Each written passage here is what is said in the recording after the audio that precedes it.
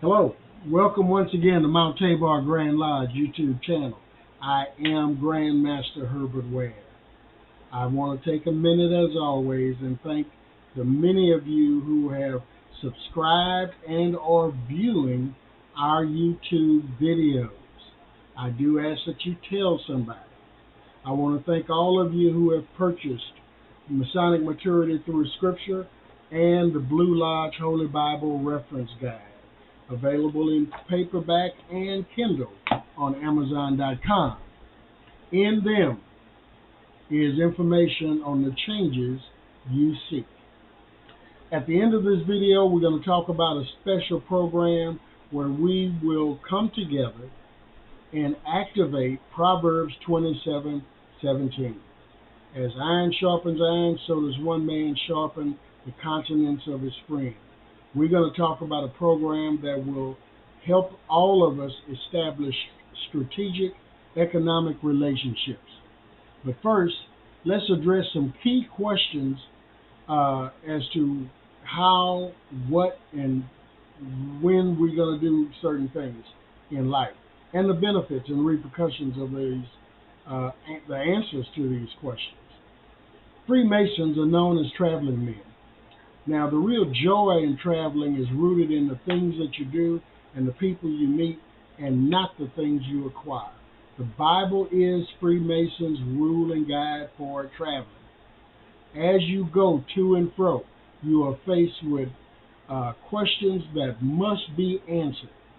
Questions that determine the quality of your trip around the globe, around this globe. Questions and answers determine what we do, where we go, and the relationships we form. Now, all too often, we ask or are asked the wrong questions, and therefore give or get the wrong answers. And then when tried, we're found wanting, finding ourselves in unfulfilling relationships. The spirit of Freemasonry is based on relationships. All of life is based on, around, or founded on relationships. So all relationships are developed around questions and answers. Who are you? What can I do for you? What can you do for me? How can I? Why should I? We shall address the key questions, key personal questions each of us are faced with in life. The answers we give will determine the quality of life we live and how far in life we go towards our purpose. The answers determine our degree of peace, power, and prosperity in the life that we live here, now, and the life after. So, to get on track, let's take a look or dive into the basics. Let's go back to the book of Genesis. In Genesis 1, we observe three things. Number one, the general work of creation. Number two, the strategy and the process of creation. Number three was that it was all reviewed and found acceptable. It was deemed as, all creation was deemed as good. Everything is good. Everything works for the good. Everything was created with a purpose. Now stay with me. We are going to open some eyes and possibly get a self-revelation here. We're going to target on the second one, step 2, the strategy and the process of creation. That's, I think, very, very important. In Genesis 1:26, where God said, "Let us make man in our image," in our own image, the power to do things and the freedom to choose. Now, if we go back and say and agree and accept that everything is good, everything works for the good, then what we find is that once man came, everything started to flourish because nothing was watered or grew until man was placed in creation. God's first scripture was given in nature, his second in man and beast, and each created male and female, each created with a divine purpose. Man is the only living creature with thinking and reasoning ability. Now, we got to be thankful because God gave us free will. This is where the questions begin. A man comes into the Masonic order on his own free will and accord. Stop and think a minute. Everything is good. Everything works for the good until we add man or people. So again, the question began when we added man to the world or to the lodge or to any equation. Nothing goes wrong until man puts his hand on the plow. Each man guides his life and actions, right or wrong, for good or evil. There are 5 questions each of us must answer to get on the right side of life and guide our lives for good. Again, the answers determine our degree of peace, power, and prosperity. It determines how much of those we receive here in life and the afterlife. Now, before we look at the questions, let's take a closer look at day 6 and the creation of man. First, the observation is that man was made last of all creatures. It was both an honor and a favor to him that he was made last. The interpretation, as I see it, is when man was made, he had the whole visible creation before him, both to contemplate and to take comfort of. When you look closely, all the creation was made for the sakes of man. Man was to be the creature different from all other creatures. Man, flesh and spirit, heaven and earth were to abide as one, in one. Now, when we look at the application, so we observe man and how he was made, we figured out we interpreted how and what he was created for. Now comes the application. Man was to have dominion. In man's original state of creation, man possessed knowledge, righteousness, and true holiness. He was upright. His affections were all regular, and he had no inordinate appetites or passions.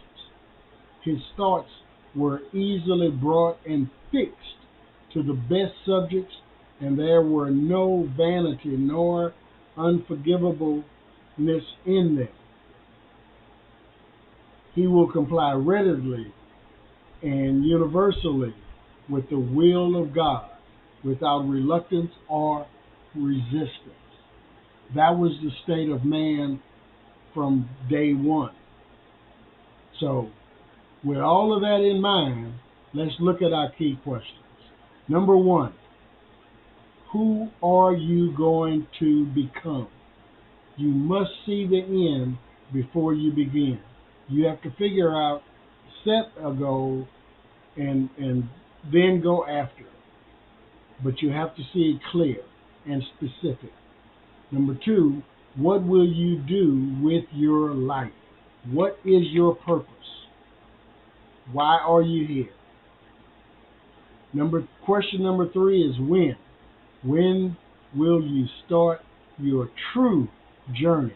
This is the most powerful question. You see, timing is everything. Knowing when to do is critical. Many people know what to do, but if you don't do it at the right time, you lose.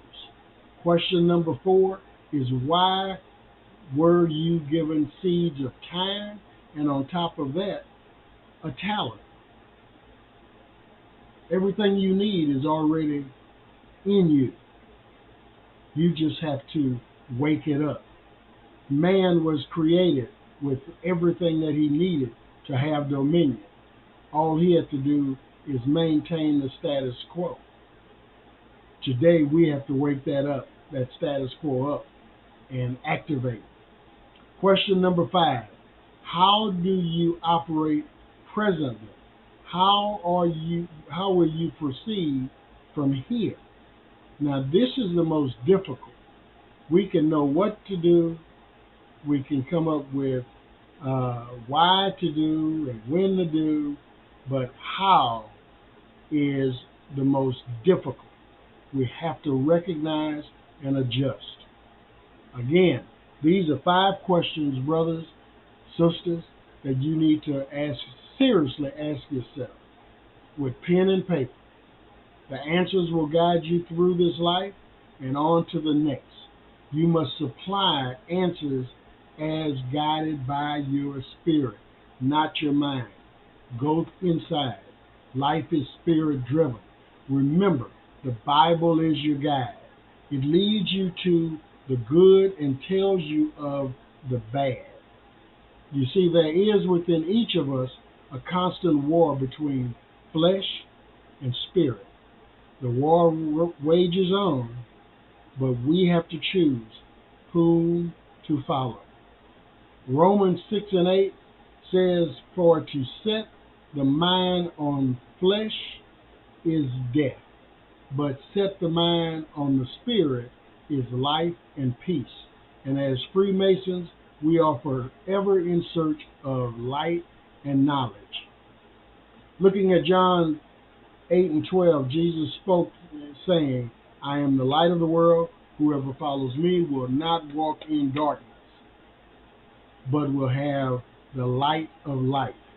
Now that's a powerful and often overlooked principle in Masonry. That is, that we come and we work on our own free will and accord according to the spirit that lives within us. So in conclusion, I'm going to say, you are responsible for whatever is in your life and will be in your life. Freemasonry provides a guiding system. Freemasonry guides you to a godly way of life. I thank you. Now, all of our contact information is listed at the end of our YouTube channel in the About section. You feel free to email me your comments, questions, and so forth. Let me know how these videos have benefited you. Like, follow, and share us on Facebook, Instagram, LinkedIn. Tell others about Mount Tabor Grand Lodge YouTube channel. And don't forget, these books,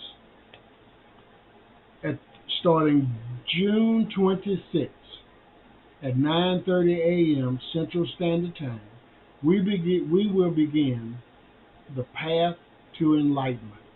We will bi-weekly, every 2 weeks, dissect, observe, interpret, and seek to apply what is in Masonic maturity through scriptures. Every 2 weeks we're going to cover a chapter within this book, and thereby one man sharpen the countenance of his friend by sharing. Sharing is caring. There are no dues for that program or donations required. All you have to do is email me your email address, messenger it to me, and I will contact you with the login information. It's been very rewarding providing these video lessons to you. Thank you again for viewing and subscribing. May the blessings of deity be with you always.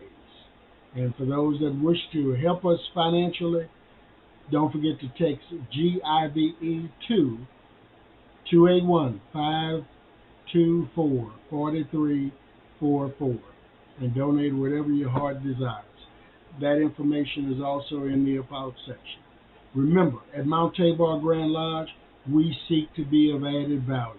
We don't levitate, we elevate. Thank you very much.